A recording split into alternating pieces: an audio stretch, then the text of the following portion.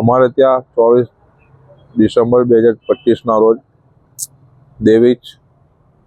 જયનીત દેવીજભાઈ કરીને આવ્યા હતા અને મારા જોડે રોજ એપ્રોક્સ 1500 લીટર ડીઝલ જોશે એમ કહીને મારી જોડે ખાતું પડાવ્યું હતું.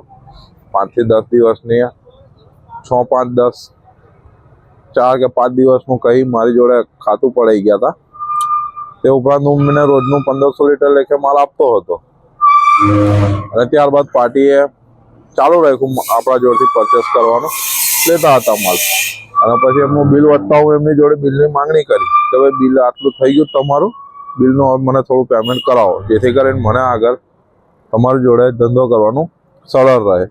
આમ કરીને હું ના જોડે બિલની માંગણી કરી તો મને એમને પહેલાં તો પેમેન્ટ મળી જશે, કરાવી દઈશ, આવે તેવું કીધું. પછી એમને મને 4 તારીખ થઈ એટલે હું 4 તારીખે એમનું બિલ વધી ગયું એટલે હું 4 તારીખે એમની જોડે બિલની ફરી માંગણી કરી. તો મને સ્ક્રીનશોટ નાખ્યા 2 લાખ રૂપિયાનો પહેલો ફેક સ્ક્રીનશોટ હતો એમનો. એ સ્ક્રીનશોટ નાખ્યો પછી કહે છે, મેં કીધું કે ભાઈ બેંકમાં તમારા પૈસા હજી દેખાતા નથી.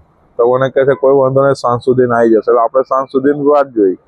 સાંજ સુધીમાં બી પૈસા આવ્યા નહીં એટલે હું એમનો ફરી કોલ પર કોન્ટેક્ટ કર્યો. તો એ જયનીતભાઈને એવું જણાવ્યું હતું કે તમને હું આવીને કેશ રૂબરૂ આવીને પૈસા આપી જાઉં છું સાંજે. એટલે આપણે સાંજ સુધીને ફરી વાત જોઈ તોય કોઈ આવ્યું ના. રાત્રે 7-9 વાગી ગયા તો એ ભાઈ દેખાયા ના. પછી હવે સવારમાં મેં ફરી ફોન કર્યો તો કે છે મારા પપ્પા એક્સપાયર થઈ ગયા છે, આમ તેમ માથે બધા બહાના કરી અમને છેતરપિંડી કરી છે અમારી જોડે.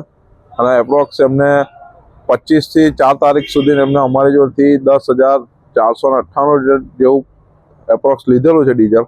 એના પૈસા 9,51,600 થાય છે, જેની અમે માંગણી કરી છે. અને 11 લાખનો એ પેટે અમને ચેક પણ આપ્યો હતો, જે ચેક પણ વિડ્રોલ નથી થયો, એ બાઉન્સ ગયો છે અને માત્ર એમના ખાતામાં 7 રૂપિયા બેલેન્સ છે.